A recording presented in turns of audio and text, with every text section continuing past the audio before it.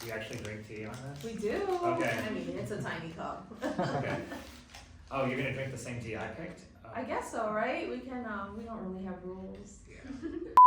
Hi everyone, it's Grace. We are here at our regular Spill the Tea series. This is where we want folks all across the country, including in our Asian American, Native Hawaiian, and Pacific Islander communities across the nation to get a better sense of who KPAC is, who our members are, especially our new freshman members who are really doing an amazing job, like Suhas from Virginia.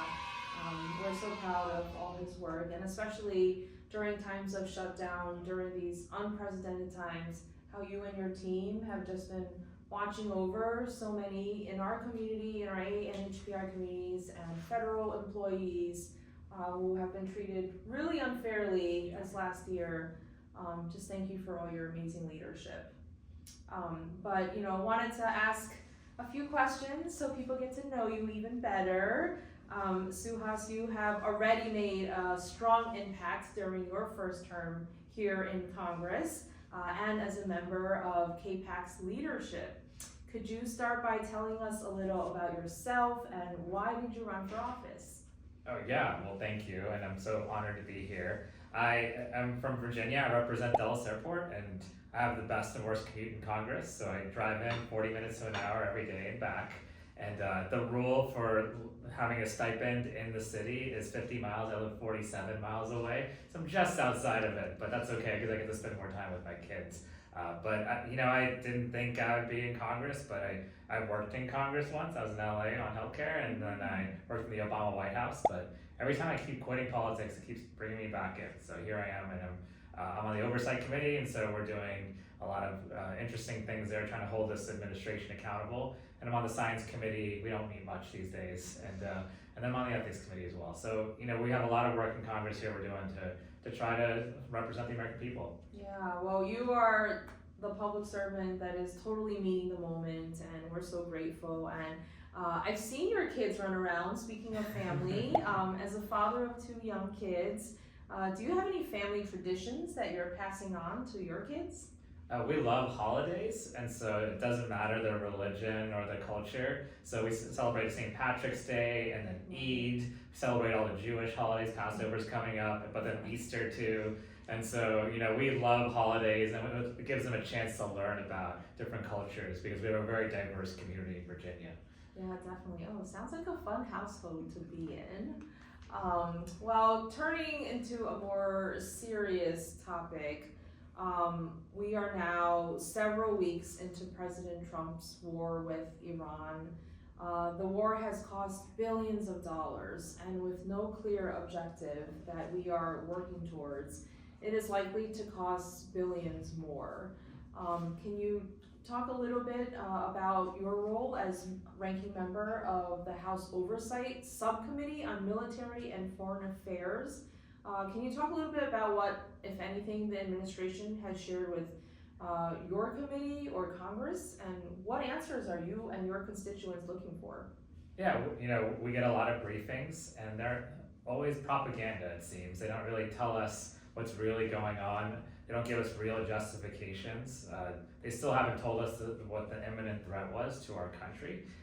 And my subcommittee on Military and Foreign Affairs on the Oversight Committee hasn't met since last July. And it's because I think a lot of Republicans on the committee were talking over and over again last year about the dangers of getting into foreign wars and regime change and how Trump is here to stop all of that. And he's done the exact opposite. And so he has really shattered what MAGA thought they were. And to him, he is MAGA, but MAGA is here to serve him. But instead, the American people are left paying higher costs at the gas, higher costs on groceries, and having to foot the bill for President Trump's war with Iran, which didn't have an imminent threat to justify it. Yeah, well, speaking of costs, you also serve on the DOJ Oversight Subcommittee. A whistleblower recently revealed that a former DOJ staffer stole highly sensitive information, including social security numbers, names, dates of birth, and planned to share it with their employer. Can you explain how this potential breach threatens the privacy of millions of Americans? President Trump also said he was going to get rid of the deep state that was either spying on Americans or looking to hurt Americans in some way. Here's my plan to dismantle the deep state and reclaim our democracy from Washington corruption once and for all. And corruption it is. But instead he's creating one, right? He brought in all these outsiders who used the contours of government and violated the trust of the American people.